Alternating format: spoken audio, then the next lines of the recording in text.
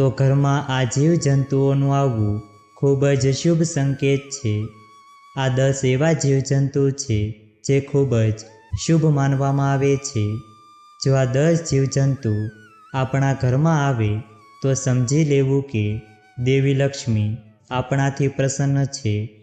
જો આ જીવજંતુ તમારા ઘરમાં આવે છે તો તમારા ભાગ્યનો ઉદય થવાનો છે અને તમારો જે પણ ખરાબ સમય હતો, તમે જે પણ સમસ્યાઓનો સામનો કરી રહ્યા હતા તે બધું સમાપ્ત થવાનું છે અને તમારા માટે સારો સમય આવવાનો છે. જો આ 10 પ્રકારના જીવજંતુ ઘરમાં આવે છે તો ઘરમાં દેવી લક્ષ્મીનું આગમન થાય છે.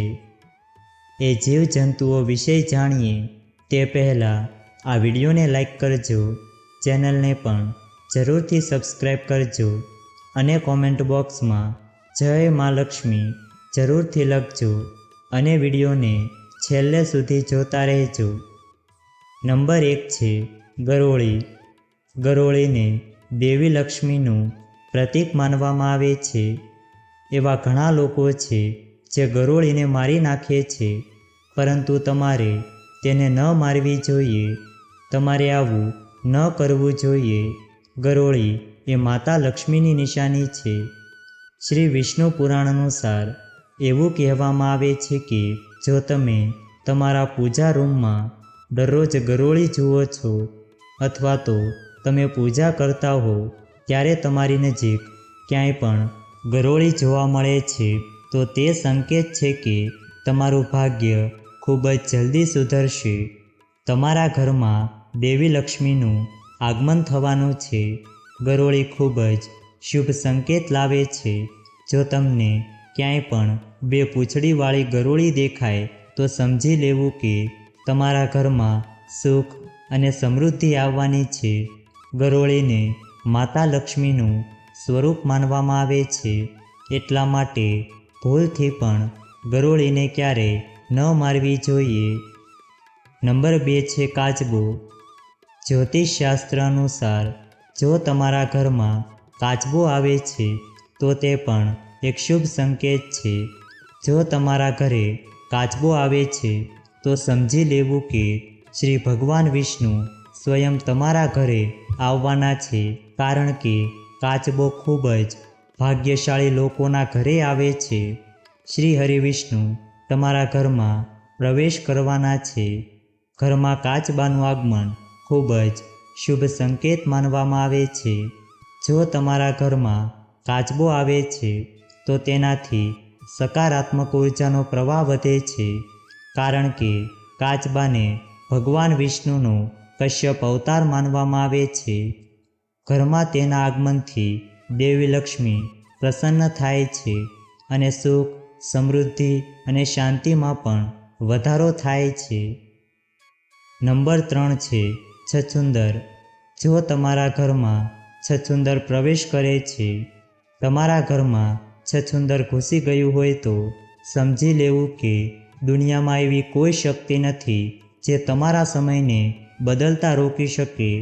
જે ઘરમાં છછુંદર જાય છે તે ત્યાં ખૂબ જ શુભ સંકેતો લાવે છે. જે ઘરમાં છછુંદર પ્રવેશે છે એ ઘરની કિસ્મત ચમકવા લાગે છે. છછુંદર ખૂબ સુખ અને સમૃદ્ધિ લાવે છે.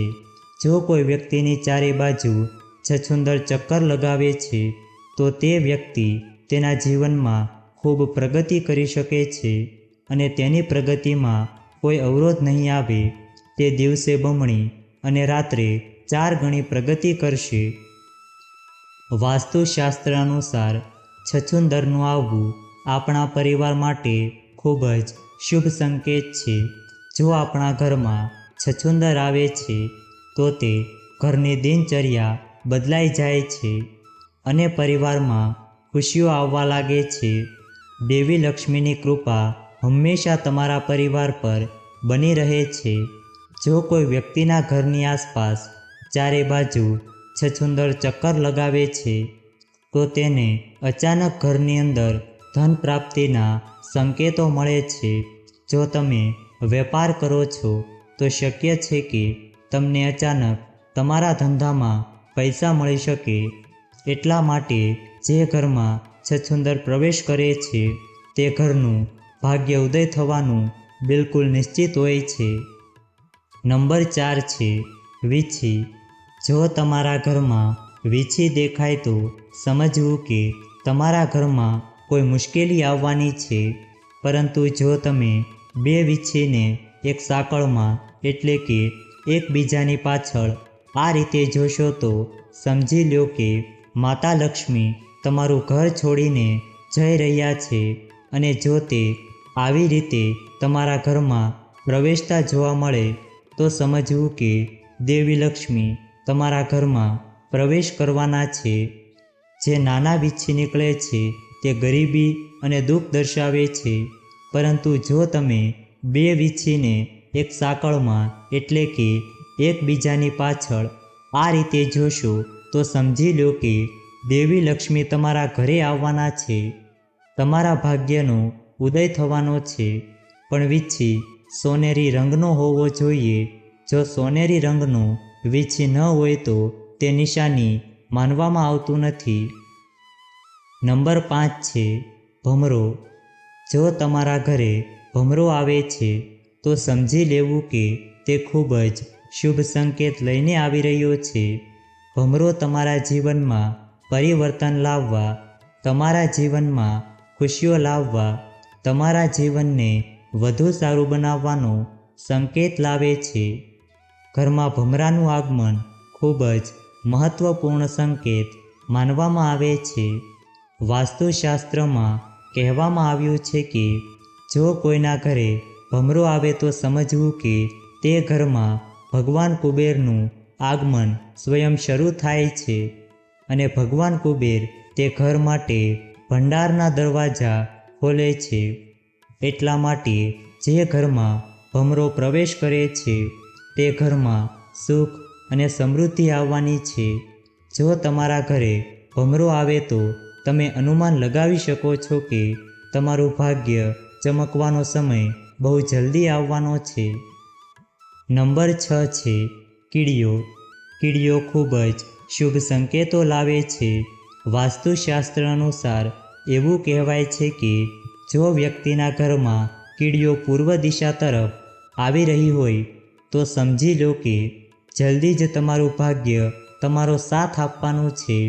ખૂબ જ જલ્દી તમારા દુઃખના દિવસો દૂર થવાના છે અને તમારા ઘરમાં ખુશીઓ આવશે અને તમારા પરિવારના સભ્યોની પ્રગતિ થશે. જો કીડી પશ્ચિમ દિશામાંથી બહાર આવે તો સમજી લેવું કે તમે યાત્રા પર જવાના છો. તમે તમારી પસંદગીના કોઈ પણ સ્થળની મુલાકાત લઈ શકો છો. તમે કોઈ શુભ યાત્રા પર જવાના છો. જો કીડીઓ ઉત્તર દિશાથી બહાર આવે તો સમજી લો કે તમારા ઘરમાં ખુશીઓનો માહોલ આવવાનો છે. જો તમારા ઘરમાં લગ્ન સંબંધિત કોઈ સમસ્યા ચાલી રહી હતી તો તે હવે દૂર થશે. જો દક્ષિણ દિશાથી કીડીઓ બહાર આવતી જોવા મળે અથવા તો દક્ષિણ દિશાથી કીડીઓ તમારા ઘરમાં પ્રવેશતી જોવા મળે તો તમારે સમજી લેવું જોઈએ કે તમને અચાનક ક્યાંકથી પૈસા મળવાના છે અને તમે પ્રગતિ કરવા જઈ રહ્યા છો. કીડીઓ ખૂબ જ શુભ સંકેત આપે છે. જો શક્ય હોય તો કીડીઓને દરરોજ ખાંડ મિશ્રિત લોટ ખવડાવવું જોઈએ. આ ખૂબ જ શુભ સંકેત છે. તેનાથી તમારા અવરોધો દૂર થાય છે અને તમે પ્રગતિના માર્ગ પર આગળ વધો છો. એટલા માટે જો શક્ય હોય તો તમારે દરરોજ કીડીઓને ખાંડ મિશ્રિત લોટ ખવડાવવો જોઈએ. નંબર 7 છે મધમાખી. તમે મધમાખીનો મધપૂડો જોયો જ હશે. જો મધમાખીઓએ તમારી આસપાસ કે તમારા ઘર અથવા તો જે ઘરમાં મધમાખીનો મધપૂડો બનાવ્યો હોય તો તે ઘરમાં ક્યારેય બરકત નહીં આવે. તેના નસીબમાં ઘણા છિદ્રો છે. જે રીતે મધમાખીના મધપૂડામાં નાના નાના કાણા હોય છે અને લાખો હજારો છિદ્રો હોય છે, એ જ રીતે જેના ઘરમાં મધમાખીઓ રહે છે એ ઘરના લોકોના નસીબમાં એટલા કાણા હોય છે કે તેમનું નસીબ સાથ નથી આપતું. એટલા માટે તમારા ઘરમાં મધમાખીને મધપૂડો ન બનાવવા દો. નંબર 8 છે પતંગિયું. જે ઘરમાં પતંગિયું આવે છે તે ઘરમાં ખૂબ જ શુભ સંકેતો લાવે છે. તમે જોયું જ હશે કે પતંગિયું સતરંગી હોય છે અને જે રીતે પતંગિયું રંગબેરંગી હોય છે તે ખૂબ જ સુંદર દેખાય છે. એ જ રીતે પતંગિયું આપણા જીવનમાં રંગબેરંગી ખુશીઓ લાવે છે અને આપણા જીવનમાં રંગો ફેલાવે છે અને આપણું જીવન ખુશીઓથી ભરાઈ જાય છે અને આપણા ઘરમાં સુખ અને સમૃદ્ધિ આવવા લાગે છે. એટલા માટે ઘરમાં પતંગિયાનું આવવું ખૂબ જ સારું માનવામાં આવે છે. વાસ્તુશાસ્ત્રમાં એ વાતનું સારી રીતે વર્ણન કરવામાં આવ્યું છે કે જ્યારે પણ કોઈના ઘરે પતંગિયું આવે છે ત્યારે તે હંમેશા શુભ સંકેતો લઈને આવે છે અને ઘરમાં સુખ અને સમૃદ્ધિ આવે છે. એટલા માટે જ્યારે પણ તમારા ઘરે પતંગિયું આવે તો તેને મારશો નહીં. જો આવા જીવજંતુ તમારા ઘરમાં પ્રવેશ કરે છે તો તમારે તમારા ઘરની પવિત્રતા અને સ્વચ્છતાનું ખાસ ધ્યાન રાખવું જોઈએ. તમારા ઘરમાં કોઈ ગંદકી ન હોવી જોઈએ. જો ત્યાં કરોળિયાના જાળા હોય તો તેને સાફ કરો. કરોળિયાને ક્યારેય ઘરમાં ન રહેવા દો. કરોળિયાના જાળાને તરત જ સાફ કરો. જો આપણા ઘરમાં કરોળિયાના જાળા હશે તો આપણા ઘરની પ્રગતિનો માર્ગ બંધ થઈ જશે. એટલા માટે ઘરમાં ક્યારેય કરોળિયાના જાળા ન હોવા જોઈએ. કરોળિયાના જાળા તરત જ સાફ કરવા જોઈએ. કરોળિયાના જાળાના કારણે દેવી લક્ષ્મી આપણા ઘરમાં પ્રવેશતા નથી. એટલા માટે કરોળિયાના જાળાને હંમેશા તમારા ઘરથી દૂર રાખો.